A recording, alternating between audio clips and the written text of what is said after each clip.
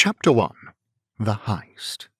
Seated across from Darcy, his friend Charles Bingley tugged back the curtain again as his carriage trundled down a narrow lane in Hertfordshire.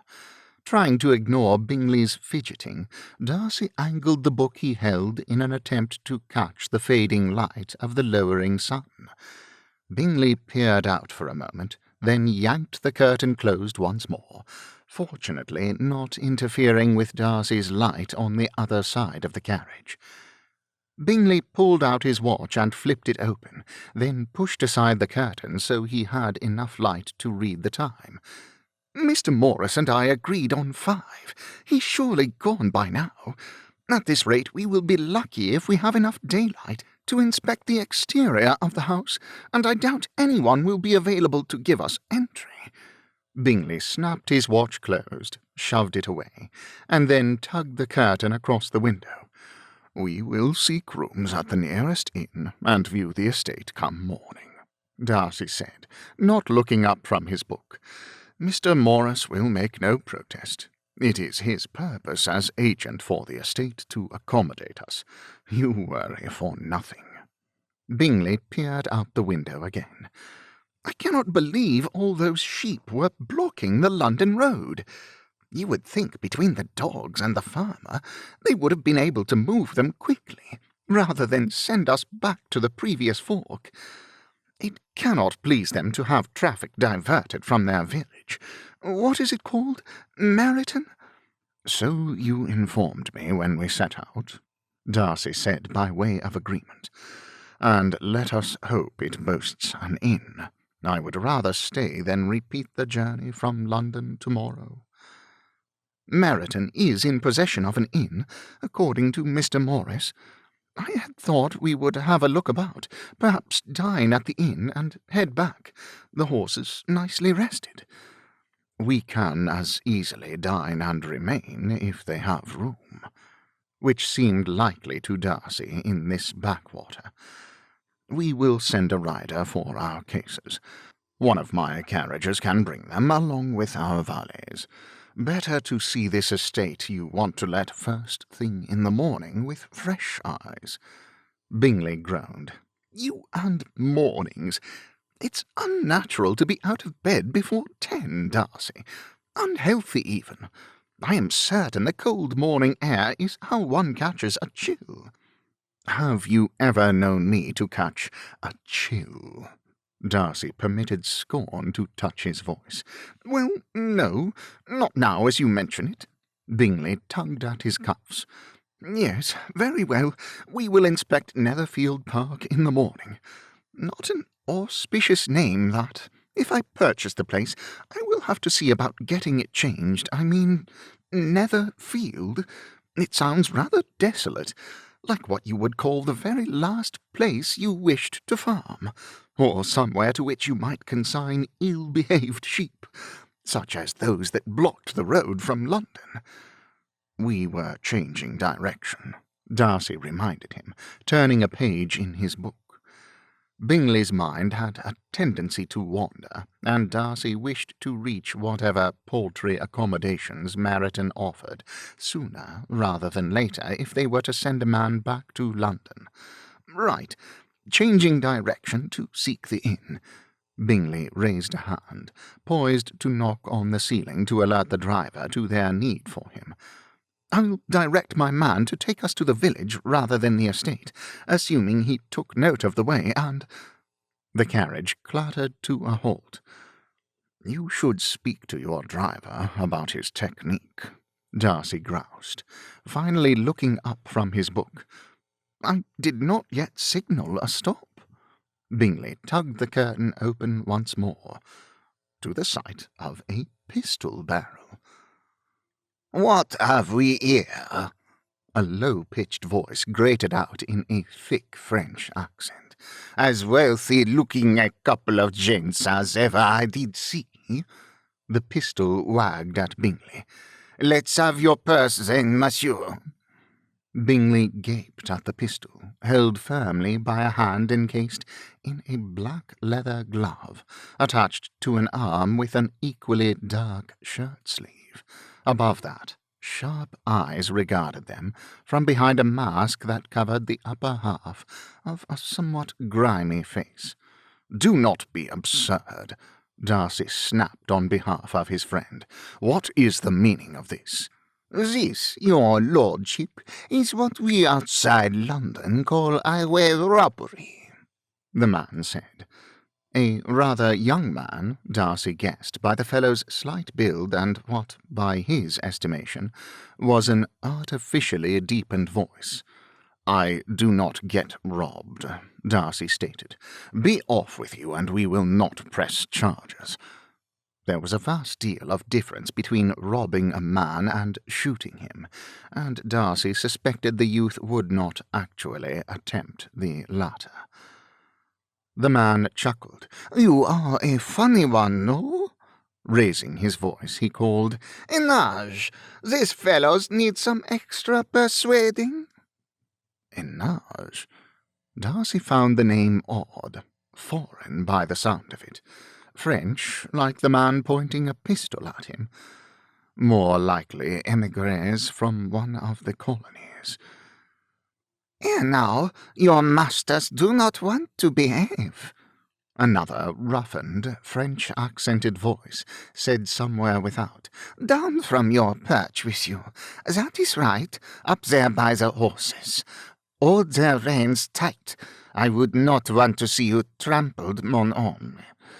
Remember, I have an eye on you." A moment later, a second pistol appeared, this time on the other side of the carriage, but likewise held by a black leather glove. "Now, what have we here?" Enage asked. The face that appeared in the window, the upper half masked in black, had a narrow chin and a scraggly moustache, emphasizing Darcy's impression of youth. Young men with not enough to occupy them, up to no good. Once he discovered who they were, he would see them placed in the regulars if they were citizens of England. If they survived the experience, they would be the better for it. And if they were not meant to be in the British Isles, Darcy would see them removed back to France, or to whatever colony they'd come from. "This exalted fellow says he does not get robbed," the first bandit said, still peering in the other window. "You will have to persuade him." "Must I?" Enage asked with a sigh. "You know I do not find it so amusing as you." "You would rather I attempt to make our point? I am a fair shot, but nowhere near so good as you. You jeopardize Monsieur's pretty face with your reluctance." "I say," Bingley cried, "what do you mean about Darcy's face?" Darcy cast him a quelling look. If the young men recognized his family name, they might decide to add kidnapping to their dubious list of achievements. His estate could muster quite the ransom. The first bandit gestured with his pistol, causing Bingley to flinch. "Enage here is going to shoot a hole in your friend's hat, monsieur." "And what, precisely, will that prove?" Darcy asked coldly. "Oi!" Enage called, stepping back from the window, out of Darcy's reach, and turning to face the front of the carriage. "I said stay with the horses, by which I meant stay with the horses."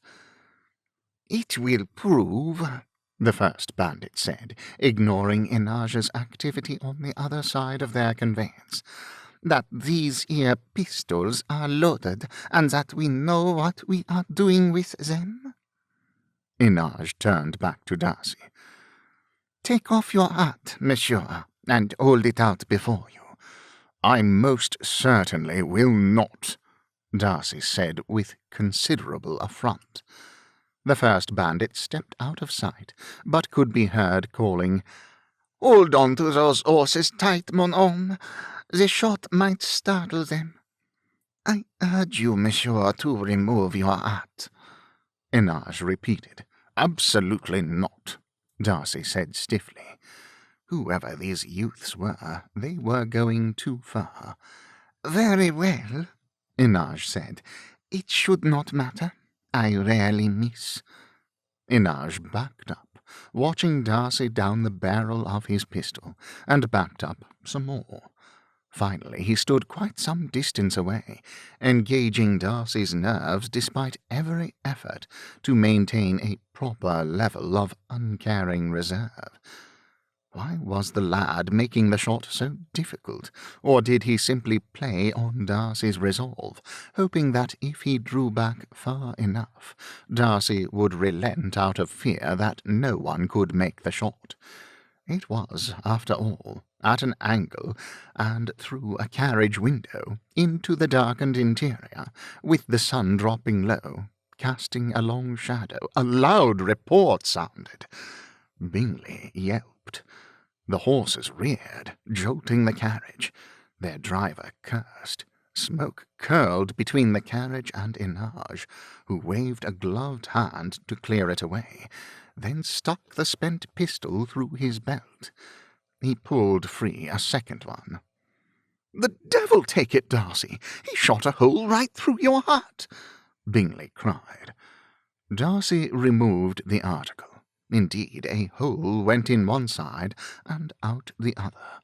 A glance showed a ball embedded in the wall inside Bingley's carriage, beside the opposite window. "Here!"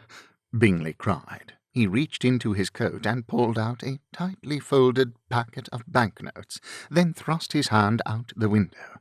The first bandit instantly reappeared, taking the money. "Merci," he said with a bow, then straightened to regard Darcy with a smug, aggravating grin. Peripherally, Darcy was aware of Inaj moving nearer again, but he kept his focus on the first bandit, by far the more aggravating of the two. "Your companion shooting my hat in no way means that either of you have any intention of shooting me," Darcy said stiffly, dropping his hat to the seat beside him. "And you owe me a hat." "It does not mean we will, no," the first bandit agreed. "But I am starting to want to shoot you, monsieur." "Azil," Inaj said sharply. The worry in Inaj's voice, far more than the threat issued by this Azil, spurred Darcy to reach into his coat. He drew out his wallet, but did not hand it over. "Know that I do this under protest, and with the firm belief you have no intention of actually harming us." "No," Inaj said, once more turning his pistol in the direction of the horses, where their driver must still be. "You remain there and mind your charges." "Give them the money," Bingley said in a low voice. "That Inaj fellow still has a shot left, and the other one has two. Even if they do not want to shoot us, the longer we drag this out, the greater chance of some ill befalling us or my driver." "Very well," Darcy said stiffly. He weighed the wallet in his hand. If he could get the one called Azil to bend down, Darcy could shove open the carriage door, hopefully slamming it into the bandit's head, then jump out and subdue him. Darcy tossed his wallet out the window. Azil snatched it from the air, presumably with his offhand as his right held the pistol. He cast Darcy a quick grin, almost as if he guessed the plan Darcy had so rapidly concocted. "Merci, good sirs. It has been a rare pleasure." Azil moved backward as he spoke, then raised his voice to call, "Inaj, go!" Both youths backed away into the trees that lined the road, one to each side. Darcy slid across his seat, looking out in time to see Azil disappear among the broad trunks.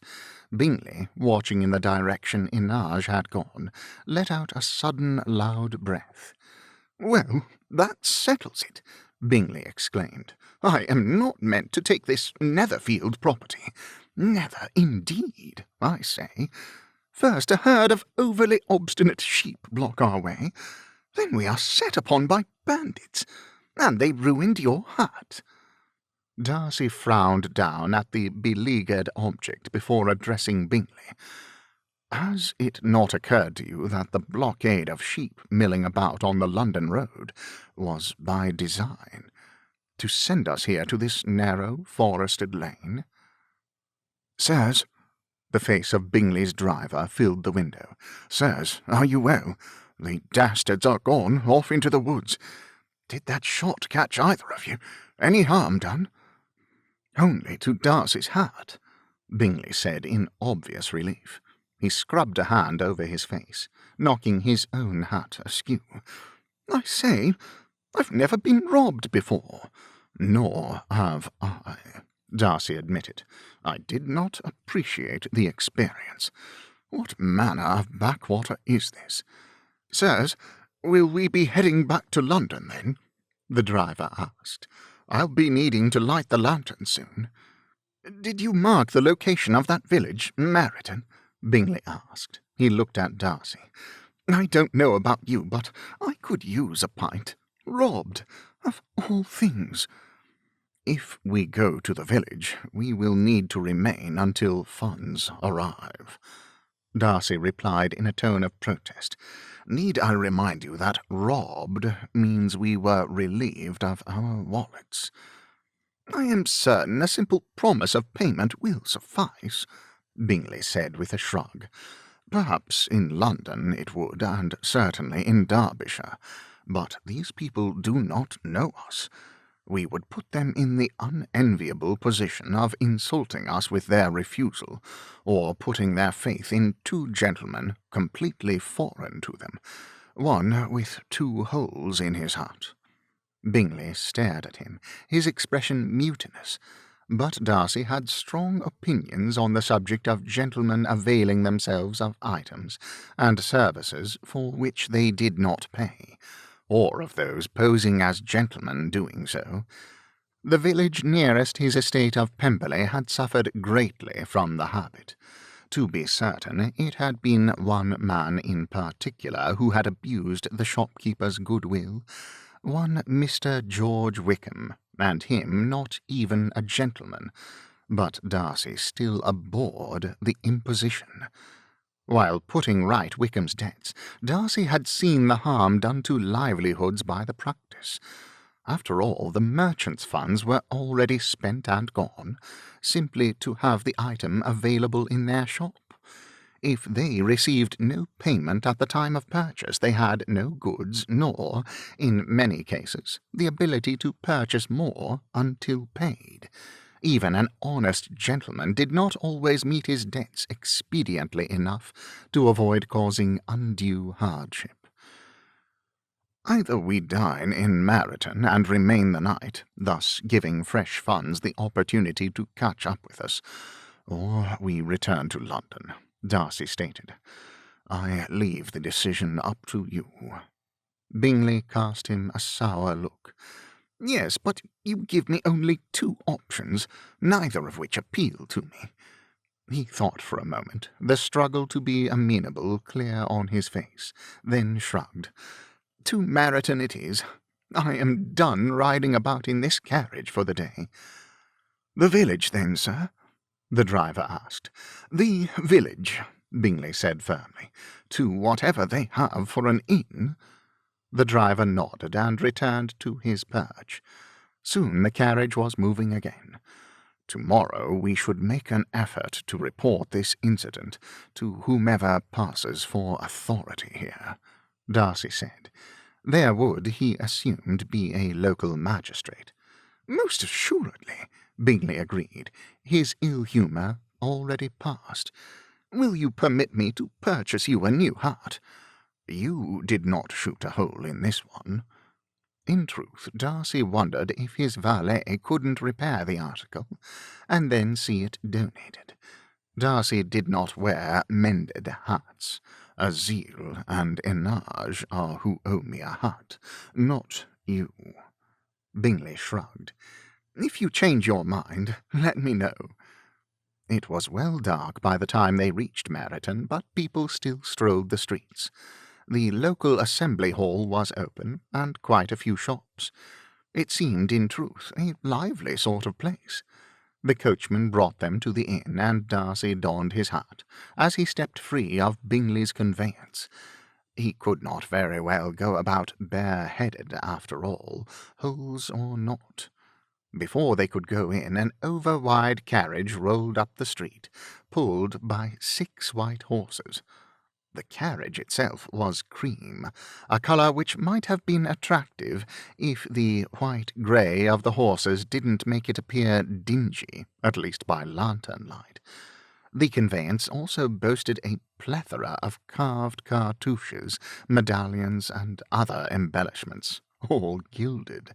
Even the driver wore cream and gold. Overall, the effect was ostentatious to the point of being vulgar. Darcy shook his head, unable not to stare at the monstrosity as it trundled by. They entered the inn to find a counter before them, a noisy public room, and a hallway to the left, and a staircase to the right. Striding up to the counter, Bingley rang the bell. A moment later, a man came out of the public room, wiping his hands on his apron. He looked up askance behind the desk, and asked, "May I be of assistance, sirs?" "Do you have an adequate private dining room?" Darcy asked. "We have 3, sir," the man said with sufficient deference. "None are occupied this evening." "We will dine in the finest of the 3, Darcy informed him. "Certainly, Mr. Darcy of Derbyshire, and my companion is Mr. Bingley. We also require 2 rooms for us, and 2 more for our valets, who will arrive quite late, as well as 1 for our driver. Again, the finest you have for such purposes. Lastly, we wish to hire a man to ride into town with a missive immediately." "Certainly, Mr. Darcy. Will you require paper and ink to be brought to your dining room?" Darcy gave the man credit for his observation that they carried nothing with them. Indeed, that would be most welcome. "If you will give me a moment, Mr. Darcy, Mr. Bingley, I will have your dining room made ready for you." "Very well," Darcy replied. "Your quarters will be made up while you dine, and I will have a rider ready to make all haste to London. You may give your missive to any member of my staff once it is ready. They will know what to do." The man, Darcy assumed him to be the proprietor, gestured to the noisy space to their left. "You may wait in the public room if you like." "That sounds just the thing," Bingley said before Darcy could refuse. With a nod, the proprietor hurried away down the hall. Bingley pivoted and went in the direction of the public room, his movements so quick and decisive enough that Darcy had the keen suspicion his friend knew he did not wish to enter. Darcy followed more slowly to find that Bingley had already claimed a table, doffed his hat, and caught the attention of a serving girl. He waved Darcy over, saying, "2 pints of your finest," to the girl, then began tugging off his gloves. The serving girl turned in the direction of Bingley's wave and spotted Darcy. Her eyebrows went up, and she blurted, "Sir, there's a hole in your hat." "I am aware," Darcy said stiffly, removing the abused article. "We were set upon by bandits on the roadway," Bingley said with a shudder. "Quite the experience, I can tell you. They shot my friend's hat." "Oh, dear." The girl's tone was aggrieved, but bright interest lit her eyes. "Was it, then, the bony bandits?" "How should we know?" Darcy said sourly as he sat. "They did not offer their card." That earned a nervous giggle from the girl. "They were called Enage and Azil," Bingley told her. "Why bony bandits? Because they're so scrawny?" She shook her head. "No, on account of them being Frenchmen." Twin lines of confusion appeared on Bingley's brow. "Like Napoleon Bonaparte. Bony?" the serving girl clarified, her expression clearly revealing what she thought of Bingley's intellect, though Darcy didn't find the connection obvious either. Raising her voice, she cried to the room at large, "The bony bandits had at these two gentlemen." That set up a clamour, a rather cheerful-sounding one to Darcy's ear. His mood grew more sour. Are they pleased we were robbed? "Oh, no," said the girl solemnly. "They're something of local legends, though, the bony bandits. Half the ladies in Meryton are in love with them. Every time the magistrate has new wanted posters up, they get nicked." "Stolen?" Bingley repeated blankly. "Aye," the girl replied, that twinkle back in her eyes, "to go up on ladies' bedchamber walls, or be tacked up on the inside of wardrobe doors, if they be discreet ones. You'll be quite the sought-after guests, I must warn you. Everyone will want to hear the tale. I'll be back with your ale." As she walked away, Bingley shook his head. "This village seems a bit mad, I must admit." "I could not agree more," Darcy replied. "But we are here, and will make the best of the evening that we can." And tomorrow they would report the incident to the magistrate, although Darcy already had the suspicion that would prove useless, and then depart, never to visit this forsaken backwater again. Chapter 2. Jane's Remorse. At the base of Oakham Mount, Elizabeth dismounted and led her horse around several boulders. No matter how many times they passed this way, Tuck still refused to navigate the narrow path on his own, so thoroughly did the boulders appear fused as one. Reaching the tallest, which stood nearly touching the base of the mount, Elizabeth swept aside a screen of vines and led Tuck through. She picked up the single shielded lantern left at the mouth of the tunnel, unsurprised that Jane had already returned. The vines once again a wall behind her, Elizabeth unshielded the light and led Tuck down the tunnel. They came out into a large cavern that hollowed out the hillside. Around them were arrayed familiar racks of weapons, some elegant and sharpened, and others dulled for practice, as well as hooks adorned with padded coats, vests, and other vestments to be worn while training. Leaving Tuck in the middle of the domed chamber, Elizabeth went first to the cabinet that the rack of padded armor hid, unloading and cleaning her pistols before secreting them away alongside their other firearms. She crossed to another rack to stow her rapier and various daggers, then returned to a slightly impatient Tuck. Taking back up his reins, Elizabeth led her horse through a hidden door at the back of her late stepfather's stable, the structure being built half into the line of hills that ranged from her former home of Longbourn, past their estate just outside the village of Meryton, and onward to Netherfield Park. Jane was in the centre of the stable brushing down her horse, Robin, and Elizabeth led Tuck over. Robin nickered softly in greeting, and Jane spared Elizabeth and Tuck a smile.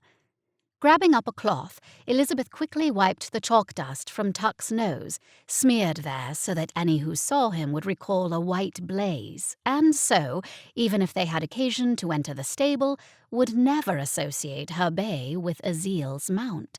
Then Elizabeth left him to duck into the tack room and change, bundling away her highwayman's garb and their loot into more of their stepfather's secret compartments. The hillside of the stable, appearing to be a wall of stacked stone, was riddled with concealed cubbies. Having served as a spy for the Crown for many years, Papa Arthur had a deep love for secret passageways, hidey-holes, and hidden talents. With his passion for intrigue and secrets, Elizabeth sometimes wondered if they had found all the passageways and compartments he'd hidden in their home. With Papa Arthur gone these 7 years past, they might never know. "Your face," Jane warned when Elizabeth came back out. "Worry not. I realize I appear as if I have been eating mud cakes." Elizabeth took up the cloth she'd used to dust the chalk from Tuck's face and applied it, along with a bit of water, to her own. When she was done, she turned to Jane. "How is this?" Before Jane could answer, the stable door cracked open. Elizabeth tamped down a shock of worry, even as she saw it was only their sister Mary, which was as it should be. They'd long ago talked Mamma into only hiring a temporary man for the stable, not a difficult task given her dislike of horses. Mr. Clark came over from one of the tenant farms each morning and, more briefly, evening, to care for their mounts, and could be paid extra for the use of himself and his team when they required a coachman, but he didn't stay on. That way, Elizabeth, Jane, and Mary knew precisely when their domain would be invaded. Mary came to Tuck's side and began unbuckling his tack, while Jane continued to brush Robin. She liked to make his coat shine. Over Tuck's back, Mary asked, "Was it a profitable outing?" Elizabeth grinned, taking the heavy saddle from her sister and turning to drape it over the rail of Tuck's stall. "Very profitable. Either we robbed 2 men of their life savings, or we picked an exceptionally good carriage to hold up." "Oh." Jane's face pinched with worry, the brush in her hand stilling. "You do not believe we took their life savings, do you?" Elizabeth shook her head. "Most certainly not. Did you see the arrogance of the one whose hat you shot? Such condescension can only come from excessive wealth." "I hope you are correct." Jane resumed brushing. "If I discovered we took all someone has, I would insist we return it." "Not the church's portion," Mary said crisply. "I intend for the vicar to receive a large donation on Sunday, and, Elizabeth, you know better than to stop and count money. You are to return directly here after a robbery. We agreed on that." "I did not stop and count the money. Their purses are so fat, though, that I know they must contain a considerable sum. You will not even be able to give the church its portion all at once. It will not fit in the box." "It cannot be that much," Mary said, and traded a brush for Tuck's bridle. "I will count it later and make up a bundle for the church, and the ones for us to distribute." Jane smiled at that, for she loved the days when the 3 of them would sneak about Meryton, Longbourn, and the surrounding countryside, and leave small parcels of money for the needy to find. Tucked into the pocket of an apron left out to dry on the line, or slipped under a pie cooling in a window, or, Elizabeth's favourite, wrapped in paper and left under a brooding hen. "I see the new paste I developed worked well," Mary said to Jane. "Unless, that is, your moustache fell off." It remained firmly in place, and yet this new concoction did not adhere so firmly that I needed to scrub off half my skin to remove it. They had, about a year ago, had an alarming incident where one of Mary's attempts at glue had worked so well that they'd encountered a great deal of difficulty removing Anaja's moustache from Jane. Then, by the time they got it off, she had an incriminating pink line across her upper lip, the skin quite irritated. Fortunately, they had managed to bundle her into the house and apply a soothing ointment without anyone seeing her. By the following day, she had appeared nearly normal. At least normal enough that a bit of powder could hide the mark until it completely healed. "Maybe a Zeal should grow a moustache," Elizabeth mused, "and leave ladies all over Meryton scrambling to pencil moustaches onto the posters they hide in their chambers," Jane asked with a laugh. Then her expression became solemn, and she turned to set Robin's brush down. Elizabeth grimaced, knowing what was coming next. Jane was always filled with remorse after they robbed someone. Are you both still certain that what we are doing is right?" Jane asked. "When Papa Arthur taught us to fight and ride and shoot, it was to keep us active, and so we might defend ourselves. I do not believe this sort of behavior is what he had in mind." "I believe this is precisely what he had in mind," Elizabeth said firmly, as she always did when Jane got this way. Their mother's second husband Retired General Arthur Oakwood had adored teaching them such fine arts as swordsmanship and pugilism. He often said he wouldn't always be here to care for his Bennet gang, as he liked to call the 5 of them, but that he would teach them to care for themselves. He hadn't been able to interest Kitty in learning anything, even the French he'd taught Jane, Elizabeth, and Mary, and begun to teach Lydia, Thomas, and Matthew. Nor had Papa Arthur had time to teach Elizabeth's youngest 3 siblings anything more, or to buy Lydia a horse, having died when she was but 8. Still, he'd instructed Jane, Elizabeth, and Mary well. More than that, after he left them, they kept up their training in secret, especially Elizabeth and Jane, who showed more aptitude for all things martial than Mary. And the 2 gentlemen we robbed this evening were entirely unknown to me, Jane continued, ignoring Elizabeth's words. They are not part of the troubles hereabouts. We had no right to take their money. Elizabeth snorted. They are wealthy gentlemen. I am certain they are part of someone's troubles. We do not know that, Jane said firmly. Not all gentlemen are like those in this area. They simply cannot be. Papa was not, she added, to stave off Elizabeth's rebuttal. So you say.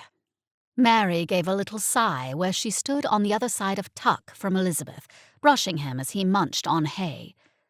I hardly remember Papa Thomas. Their father, Thomas Bennet, had died before Lydia was even born, plunging them into mourning. When she'd arrived a girl, their hideous relations, Mr. Collins Sr. and his sons, had inherited their home, Longbourn, which was entailed away from female offspring. The Collins had moved in with alacrity, unceremoniously kicking out the grieving new mother and her 5 daughters. If not for their relations on their mother's side, Elizabeth had no notion what would have become of them in the year before their mother met General Arthur Oakwood. The Phillips kindly putting a roof over them, and Mr. Gardiner giving some of his then meagre funds to help feed them, were all that had saved them after Mr. Collins Sr. took possession of Longbourn. A sycophantic, conniving man, Mr. Collins Sr. had rapidly risen in the eyes of the local populace. In little time, he'd been named as the local magistrate, a position his son now held. Until his death, Mr. Collins Sr. had worked diligently at squeezing every penny from his tenants, and had convinced the other men of the region to do likewise. He'd lobbied for, and seen, many local statutes changed, and local taxes raised, and one of his associates placed in the role of tax collector. Not that the money went to anything but lining the pockets of the greedy and overprivileged. Now it was nearly impossible for good, honest people to survive in and around Meryton, but likewise few had the means to leave. And Elizabeth simply would not stand for it. Nor, sadly, could she do anything to change it. As women, she, Jane, and Mary had little say in their local governance. Even their mother, a long-standing matron of the community, wielded no power when it came to laws, fines, and taxes. This is the part where you tell me that Papa Thomas was a good man who loved us, cared for us, and would be every bit as proud of what we are doing as Papa Arthur would be, Mary urged, drawing Elizabeth from her churning thoughts. Mr. Bennet was a good man, Jane said quietly. But he would be more amused than proud, Elizabeth added with a sad smile. Even though she'd been only 5 when their father died, she clearly remembered his wry humour. Jane, Elizabeth, Mary!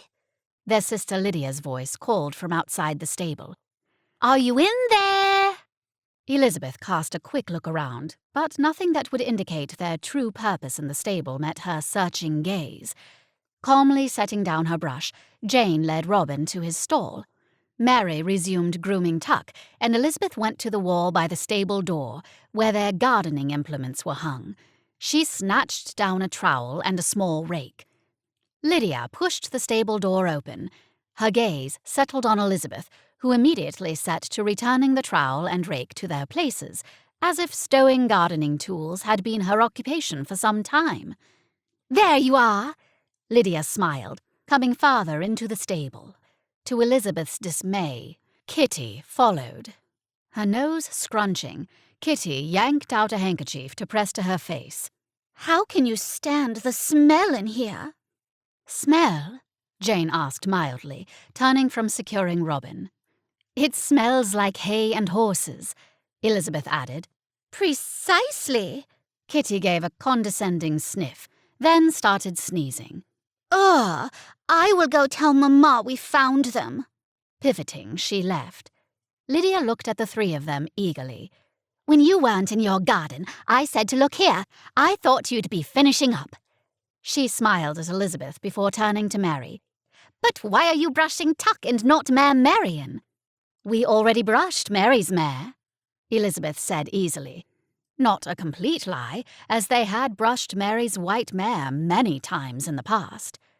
"And I think Tuck is done now as well." Mary set her brush aside and led Tuck away. "I have an apple for Mare Marian." Lydia pulled a rather small, pathetic apple from her skirt pocket. "Can I give it to her?" From where she was stabling Tuck, Mary nodded, casting her horse a fond smile. Lydia skipped across the stable and held out the apple to the eager mare. "You know, I could help brush her." "I do not require help," Mary said instantly. Lydia sighed and patted the mare's nose as she ate the apple. Elizabeth wished their youngest sister could help them, but Lydia was too flighty to be trusted with their secret. Still, she clearly pined for friendship, and Elizabeth felt sorrow at excluding her. Lydia did not even have a horse, for their mother wouldn't buy her one or pay for her to learn to ride. Papa Arthur had been the impetus behind such things. He would surely have bought Lydia a mount for her 10th birthday, as he had for Elizabeth, Jane, and Mary, though Kitty had refused the gift of one. Papa Arthur had been certain he could wear her down and start training her in riding and other more martial pursuits, as he had the three of them, but he hadn't lived long enough to try. It was shortly after Kitty's 10th birthday that the incident had taken place. Papa Arthur had been robbed, not only of convincing Kitty to learn to ride, and of one day buying Lydia a mount, but of watching the two sons the now Mrs. Oakwood had given him grow up.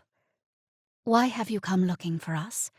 Jane asked, joining Lydia in lavishing attention on Mare Marian, who did not get ridden very often, as Mary preferred to be in charge of the ledger, distribution, and false moustache-making side of their venture, not to go gallivanting about, as she called what Elizabeth and Jane did. "Mamma has a note from Mr. Lucas at the shop," Lydia said. "He has more of her favourite bonbons in. She wants to speak with you about going into the village tomorrow."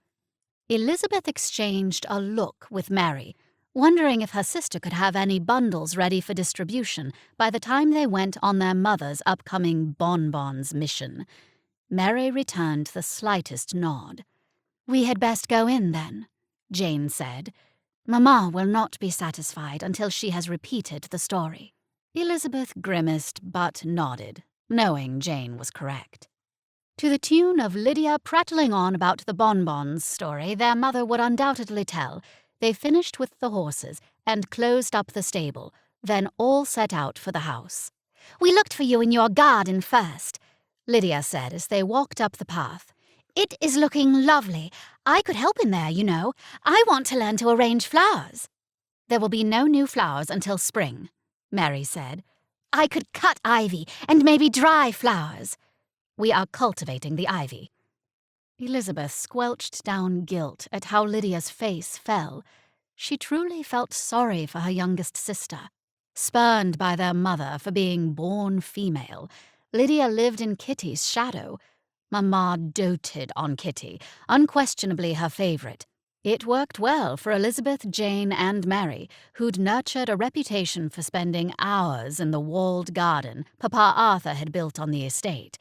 a garden that had one gate facing the house and a second facing the stable. But Lydia had no one. Kitty looked down on her. Their mamma disdained her.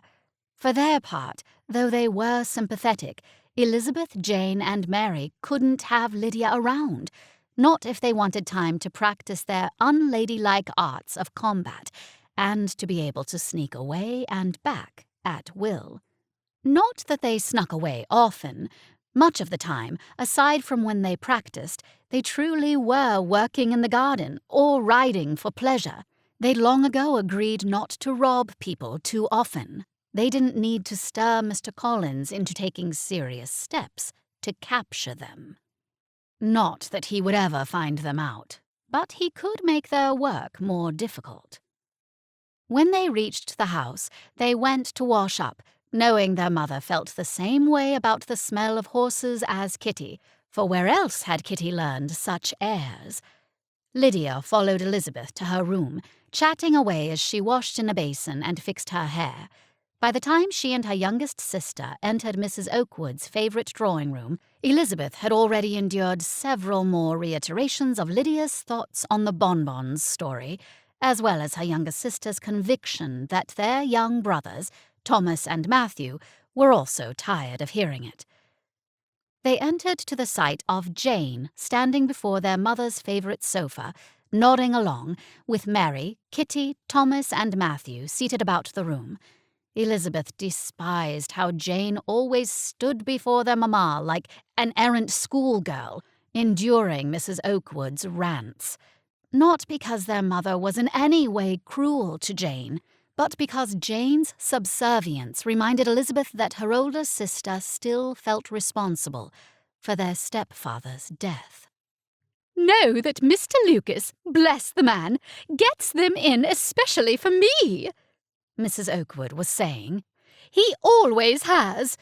As well he should, as it is a wonder I can eat confections at all." She heaved a great sigh. Elizabeth settled onto the sofa behind Jane, the cushions stiff and the feet carved into lion's paws grasping rounded ornaments. Lydia dropped down beside her. "Why is it a wonder, Mamma?" Kitty asked dutifully where she sat beside their mother, the question issued as much to please Mrs. Oakwood as to torment the rest of them, Elizabeth imagined. Where their brothers sat together at a small table, cards before them, Thomas scrunched his nose. Knowing Mrs. Oakwood couldn't see them with Jane standing before her, Elizabeth and Lydia mouthed along with their mother's words as she answered Kitty with, "It was a lovely winter's day, sunny and bright. Oh, but for the sunshine to bring such sorrow on that fateful day." She paused for a fluttering of her handkerchief, mimicked by Kitty where she shared their mother's sofa. "I told your father, girls, my poor, sweet Thomas, after whom you are named Thomas, that I was with child and certain, so certain, that this time I would bear a boy." She paused again. Fortunately, Jane still stood before Elizabeth and Lydia, preventing their mother's usual accusatory glare from landing. Even so, where she sat beside Elizabeth, Lydia dropped her gaze to study her hands, amusement leaving her face. "My dear, sweet Thomas was filled with such elation, he ordered his mount saddled and rode with all haste for Meryton to purchase for me my favourite confections. And that was the last I ever saw of him." The sob Mrs. Oakwood issued then had lost all ability to evoke sorrow in Elizabeth, the performance being too oft repeated. She nudged Lydia with her elbow, giving her youngest sister a little smile when Lydia darted a look at her. "After they found him, his neck broken and his horse run off, I could not eat sweets again," Mrs. Oakwood wailed. "Not for the remainder of my pregnancy, not for my year of mourning." But then, Elizabeth mouthed along with her mother, But then General Arthur Oakwood rode into Meryton, and my Kitty, whom you were meant to be watching, Elizabeth—" Mrs. Oakwood leaned to the side to cast a scowl around Jane at Elizabeth. "My Kitty ran into the roadway, and General Oakwood, darling man that he was thrown as he avoided trampling her. And I nearly lost another great man to horses." "But you did not, Mamma," Kitty put in eagerly. "I did not. Instead, I assisted General Oakwood into the Phillips parlour and set to nursing him back to health, and once he was well, he did not continue on his journey north, but instead asked for my hand, and here he remained, and purchased this land, and built this lovely estate, and lived as my dear husband until his death." Their mother burst into loud sobs. "And the bonbons," Kitty urged, as unmoved by their mother's dramatic weeping as Elizabeth. "Yes, the bonbons," Mrs. Oakwood sniffed loudly. "When he was well enough to walk again, General Oakwood daily fetched me bonbons from Mr. Lucas's shop. He taught me to love sweets again, the sweet, sweet man." Jane nodded. "Yes, Mamma, but how many do you mean for me to purchase, and is there anything else you want from the shops tomorrow?" Elizabeth couldn't see their mother, who'd left off leaning sideways to glare at her, only Jane's back, but she didn't mind. Her attention wandered as plans were made for the excursion into Meryton, as if they did not walk there several times a week, Mamma and Kitty discussing who would go and how much would be spent and on what. Elizabeth didn't attend to them, while Mrs. Oakwood's theatrics didn't touch her. For some reason, Elizabeth still felt more sorrow than usual at her mother's oft-repeated tale. She couldn't help but wonder what their life would be like if Papa Arthur hadn't duelled and slain Mr. Collins Sr., and subsequently died of the wound he'd sustained in the bout. If not for that fatal shot, he could be with them still, buying their mother bonbons and living in the lovely home he'd caused to be built, tending the walled garden with them, and teaching Lydia to fence, shoot, speak French, and ride. Or if Mr. Bennet had not died. If he had fathered Thomas and Matthew, and they'd been permitted to remain in Longbourn. Why, then she would not even know how to fight, or to speak French nearly like a native, or shoot a pistol. Then she would be like any other young lady, and would meet a man, like the one they'd held up today, Mr. Darcy, his companion had called him, and marry him rather than rob him. Smiling, Elizabeth shook her head, unable to imagine such a life. She loved to fence and ride, and even though he was undeniably handsome, she would never marry a snobbish gentleman like Mr. Darcy. A gentleman, she recalled with a grin, who now had some well-deserved holes in his hat.